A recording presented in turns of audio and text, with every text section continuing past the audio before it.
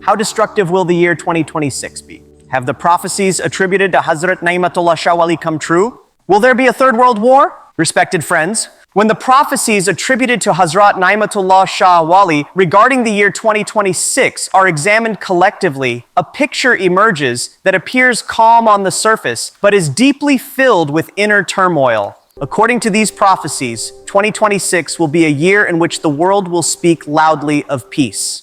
There will be negotiations and talk of reconciliation, yet this calm will prove temporary.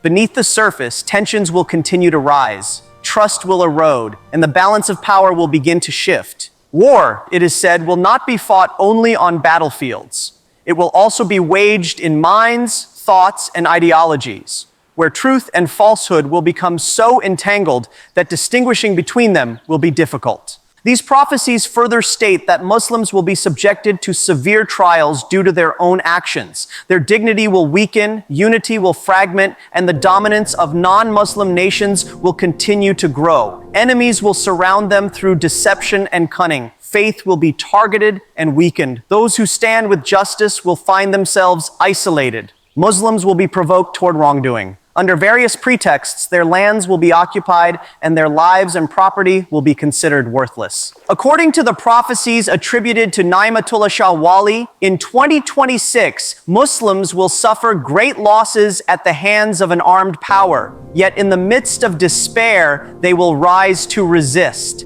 Ultimately, victory will be destined for them. Some commentators interpret these verses to mean that in 2026 there will be an intense propaganda and media campaign against Muslims. Facts will be distorted and presented falsely.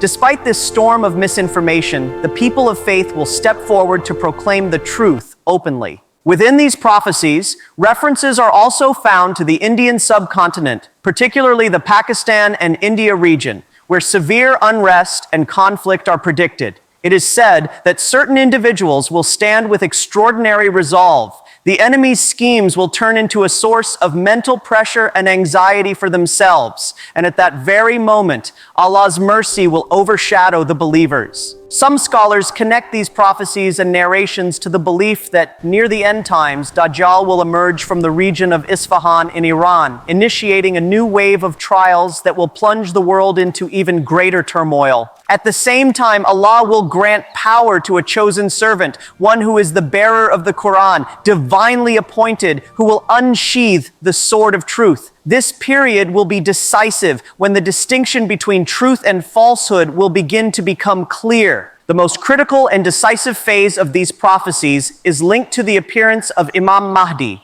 peace be upon him, during the season of Hajj. It is said that news of his emergence will spread across the world within moments. Confused yet steadfast people devoted to the path of Allah will gather at the Kaaba. People living in distant regions, mountains, and deserts will also gain strength and move forward to support Islam. Following this, the descent of Prophet Isa, Jesus, peace be upon him, will occur, and Dajjal will be defeated and destroyed. It is also said that during this era, falsehood will be presented as truth, honor will be auctioned away, justice will disappear, and social values will be completely inverted.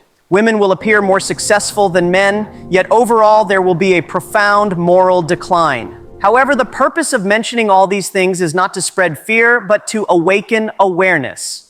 These are not final judgments or absolute warnings. Rather, they pose a question. In which direction are we heading? History teaches us that when nations abandon morality, unity, and truth, chaos and tribulation prevail. But when they hold firmly to faith, insight, and truth, the course of events can change. True power does not lie in weapons, but in conviction, perseverance, and standing firmly with truth. If the year 2026 is viewed as a mirror, it offers us the best opportunity for self-reflection, asking ourselves what we choose in this age of trials and tribulations.